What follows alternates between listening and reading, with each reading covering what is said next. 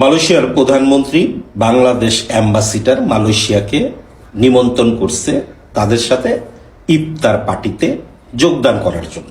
এটা যে শুধু বাংলাদেশের অ্যাম্বাসিডারকে নিমন্ত্রণ করছে তা না, বিভিন্ন দেশের অ্যাম্বাসিডারকে মালয়েশিয়া, যেটা মালয় ভাষায় বলে বুকা পুয়াসা, সেই বুকা পুয়াসার নিমন্ত্রণে তারা অ্যাটেন্ড করছে। এবং সেখানে গিয়া বাংলাদেশ অ্যাম্বাসিডার হয়তো মালয়েশিয়া প্রধানমন্ত্রীর সাথে সাক্ষাতে দুই একটা কথা বলছে।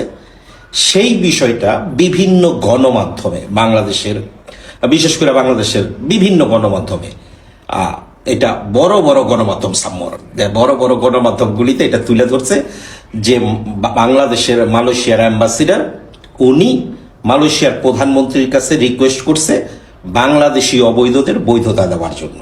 আমাদের কথা হচ্ছে যে যারা এই গুজব ছড়িয়েছেন যে বাংলাদেশ গণমাধ্যমে বলতেছে যে মালয়েশিয়ায় বাংলাদেশ অ্যাম্বাসিডার, বাংলাদেশ দূতাবাসের অ্যাম্বাসিডার উনি মালয়েশিয়া প্রধানমন্ত্রীর কাছে বাংলাদেশের যারা অবৈধ আছে এই মুহূর্তে তাদের বৈধতা নিয়ে কথা বলছেন।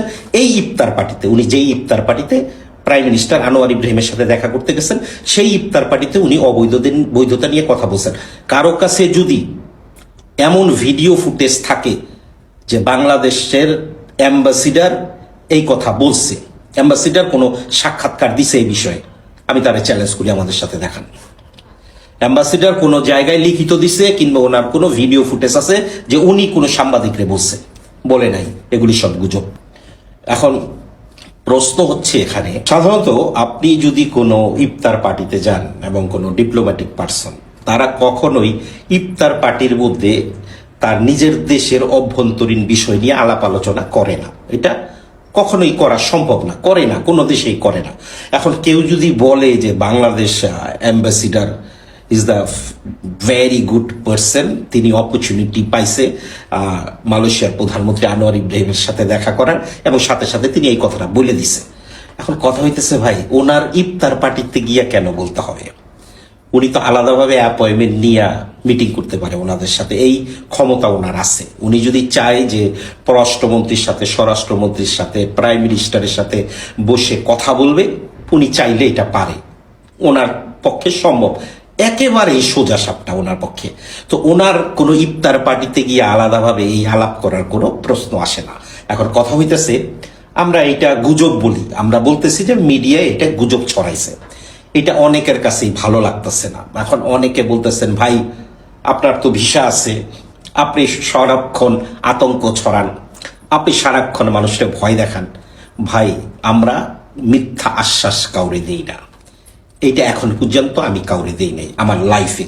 যতদিন আমি অনলাইনে আছি আমি মিথ্যা আশ্বাস আপনাকে দিব না, যেটা সত্য সেটা বলার চেষ্টা করি।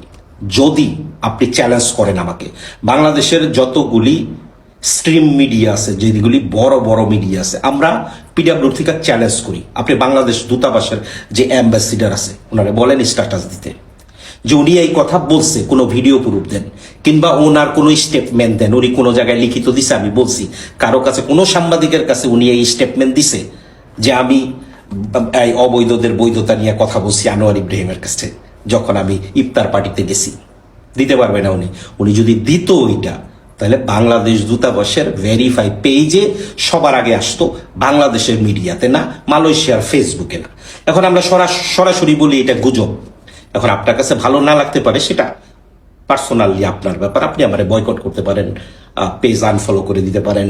বেটার হয় আপনি আমারে ব্লক করে দিলে আপনার আশপাশেই আমাদের ভিডিও যাবে না। কথা হচ্ছে যে মালয়েশিয়াতে বৈধকরণ দিবে না না দিবে সেটা মালয়েশিয়ার সরকারের বিষয়, অভ্যন্তরীণ বিষয়। এবং মালয়েশিয়ার সরকার যদি বৈধকরণ দেয়, সেটা শুধু বাংলাদেশকে দিবে না, যতগুলি দেশ আছে সবাইকে দিবে, যেমনটা গতবারও দিয়েছিল। কাজেই এমন গুজব ছড়ানোর কোনো প্রয়োজন নাই। বাংলাদেশের মিডিয়াগুলি সবসময় বাংলাদেশ থেকে কেউ আসলে, এর আগে যখন ডক্টর ইউনুস আসছে তখনও গুজব ছড়াইছে, 3 লক্ষ লোকের 7 লক্ষ লোকের কলিং দিয়ে দিল বাংলাদেশের। যখন আসিফ নজরুল আসছে তখন বলে দিল আসিফ নজরুল আসছে, এইবার ভিসা ওপেন হয়ে যাব, বৈধকরণ হয়ে যাব, কলিং হয়ে যাব।